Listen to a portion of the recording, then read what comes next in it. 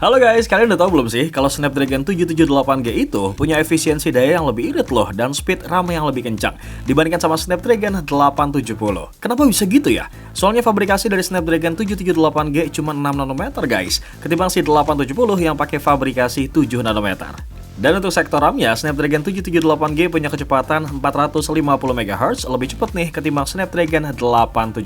Makanya beberapa rekomendasi smartphone yang gue bahas kali ini bisa dikatakan jadi flagship killer bray. Dan menariknya deretan handphone ini lagi turun harga loh guys. Biar nggak makin penasaran, mending tonton video ini sampai habis brody.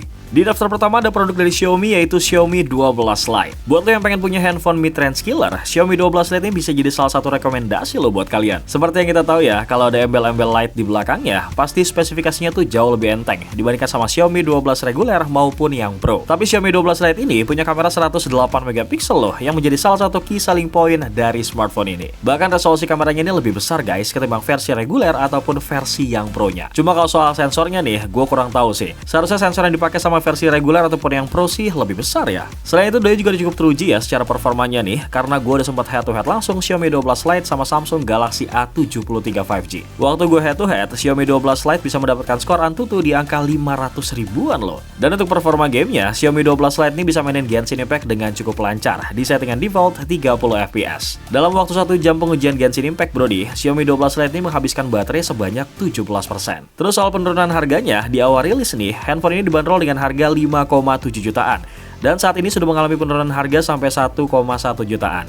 Sekarang update harganya tuh cuma 4,6 jutaan bro. Buat lo yang mau takis, spesifikasi dan harga terupdate ada di scene berikut ini.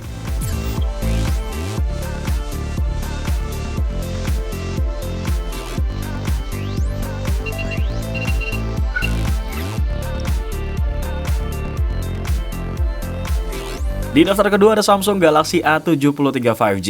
Walaupun secara Antutu Galaxy A73 5G ini kalah ya sama Xiaomi 12 Lite, tapi pas benchmark lain kayak 3D Mark dan juga AI Benchmark, Samsung Galaxy A73 5G ini lebih unggul loh guys. Mungkin karena pengaruh perbedaan panel layar yang dipakai nih. Soalnya Samsung Galaxy A73 5G udah pakai panel Super AMOLED. Terus kalau dari segi kameranya, Samsung Galaxy A73 ini udah punya kamera beresolusi 108 megapiksel dan menurut gue nih ya, secara exposure Samsung memang terlihat lebih gelap. Tapi secara warna dan juga detail Samsung memang lebih natural brother. Tapi balik lagi ya, ini semua pendapat menurut gue loh. Untuk harganya, handphone ini dibanderol dengan harga 7,7 jutaan dan sudah mengalami penurunan harga sampai 600 ribuan bro. Sekarang nih update harganya 7,1 jutaan aja. Kalau lu semua masih bingung antara milih Xiaomi 12 Lite ataupun Samsung Galaxy A73 5G, mending lu tonton deh video head-to-headnya nih dengan cara klik card di pojok kanan atas. Untuk spesifikasi dan harga terupdate ada di scene berikut ini.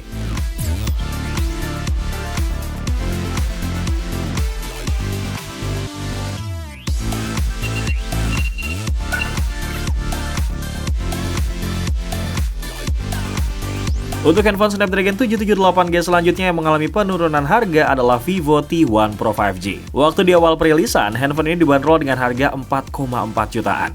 Sudah mengalami penurunan harga sampai 500 ribuan nih, dan sekarang update-nya dibanderol dengan harga 3,9 jutaan aja. Dengan chipset Snapdragon 778G dan kombinasi RAM 8GB, Vivo T1 Pro 5G ini bisa mendapatkan skor Antutu versi 9.3 hingga 540 ribuan poin loh guys. Udah gitu nih ya, kalau misalnya kalian belum puas sama performanya, slow aja brody, karena RAM-nya tuh bisa di-extend lagi. Selain menyediakan ruang yang lega, gaming pun jadi makin lancar nih pastinya. Kalau dibawa gaming berjam-jam, kayaknya lo nggak usah khawatir lagi deh bro, handphone ini cepat panas, karena Vivo T1 Pro 5G juga punya fitur Vapor Chamber Cooling System yang bisa ngurangin suhu handphone hingga 12 derajat Celcius.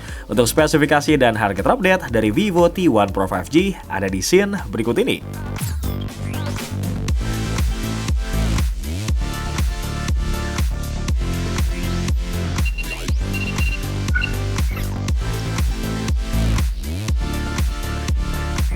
Masuk ke rekomendasi handphone Snapdragon 778G selanjutnya yang lagi turun harga nih. Ada Samsung Galaxy M52.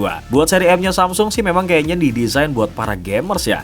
Karena kalau kita lihat dari beberapa speknya nih, kayak chipset Snapdragon 778G, kemudian baterai 5000 mAh sampai refresh rate 120Hz, emang cocok banget sih dites buat game-game yang rendering grafisnya tuh cukup berat guys. Terus buat masalah performanya, kalau kita lihat dari Dario Roca yang nyobain main Pokemon Unite dengan settingan default, Grafisnya ini halus pisan guys. Udah gitu nggak nge-lag sama sekali loh. Ditambah lagi sama FPS-nya yang cukup stabil di angka 60 FPS. Nah, kalau kita lihat dari Pacheco Games yang nyobain main COD Mobile, di settingan tertinggi ini udah bisa di super high untuk grafis ya guys, dan max untuk FPS-nya. Menariknya bro deh, Galaxy M52 ini punya kapasitas baterai 5000 mAh yang bisa tahan sampai 7 jam nih buat screen on time-nya. Dan untuk harganya, kalau di awal rilis dibanderol dengan harga 5,3 jutaan, sudah mengalami penurunan harga sampai 1,1 jutaan. Dan sekarang nih cuma dibanderol dengan harga 4,3 jutaan aja. Untuk spesifikasi dan harga terupdate ada di scene berikut ini.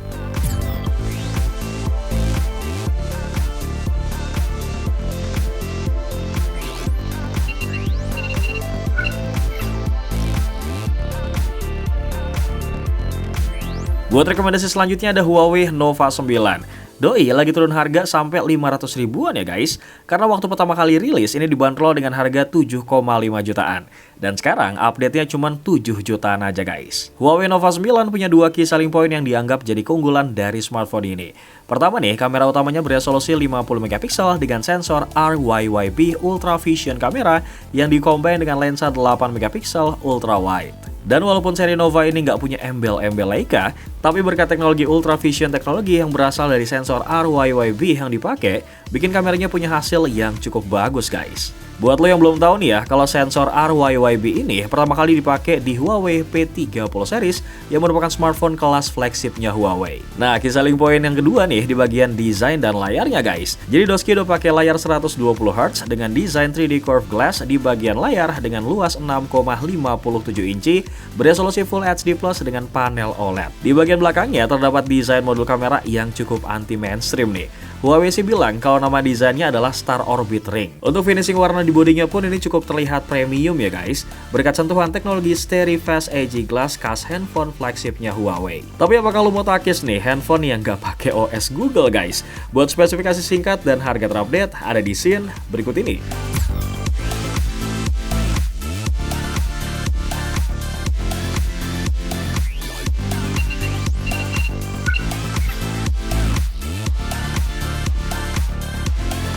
Next, di daftar ke-6 ada brand dari Samsung lagi nih, yaitu Samsung Galaxy A52s. Smartphone yang punya sertifikasi IP67 ini bisa banget loh lo ajak nyemplung guys, buat ngerekam ala-ala underwater kayak GoPro gitu. Lo bisa nyemplung sampai kedalaman 1 meter selama 30 menit. Tapi nih ya, lo jangan nyemplung ke air laut guys.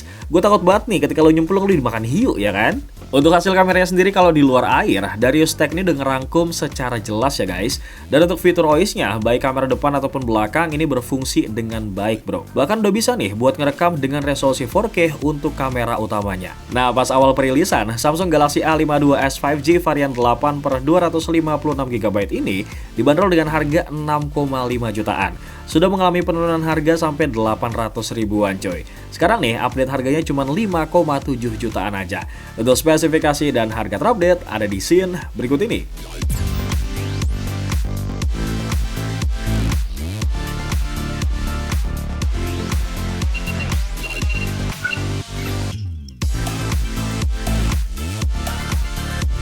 Udah 6 produk nih guys, buat lo yang belum subscribe, jangan lupa juga nih buat subscribe, like, dan juga share channel YouTube Pricebook. Supaya gue makin semangat nih buat bikin kontennya bro. Dan di daftar terakhir ada Realme GT Master Edition. Smartphone ini jadi handphone pertama dari Realme nih yang pakai chipset Snapdragon 778G. Pas Apip nge-review handphone ini guys, Apip tuh udah ngetes dengan 3 game berat ya.